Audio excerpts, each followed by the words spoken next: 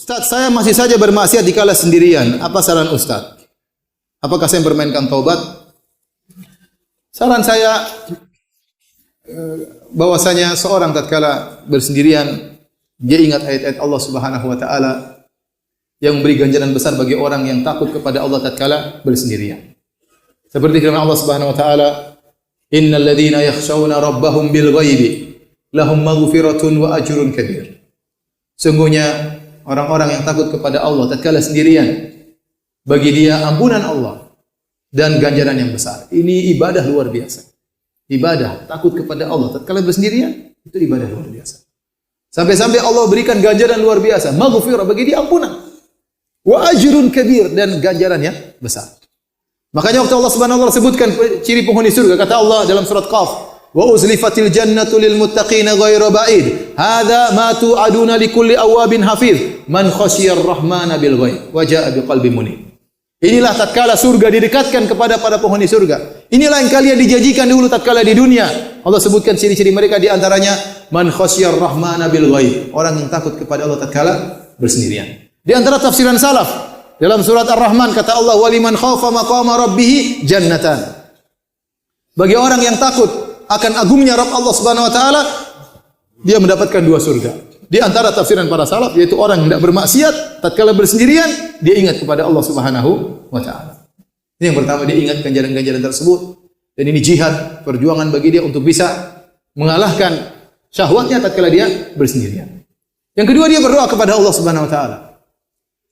Ya. Wa as'aluka khasyataka fil ghaibi wasyahada. Allahumma inni as'aluka khasyataka fil ghaibi wasyahada. Ya Allah, aku mohon kepada Engkau rasa takut kepadamu fil ghaibi wasyahada, tatkala bersendirian maupun tatkala dilihat oleh orang lain. Yang ketiga, dia berusaha berdoa dengan semaksimal mungkin, dalam salat malamnya, dalam sujudnya dia menangis minta kepada Allah Subhanahu wa taala. Kemudian yang berikutnya, yang ketiga, dia harus tahu bahwasanya hal-hal yang haram tersebut ada candunya. Maksiat itu ada candunya.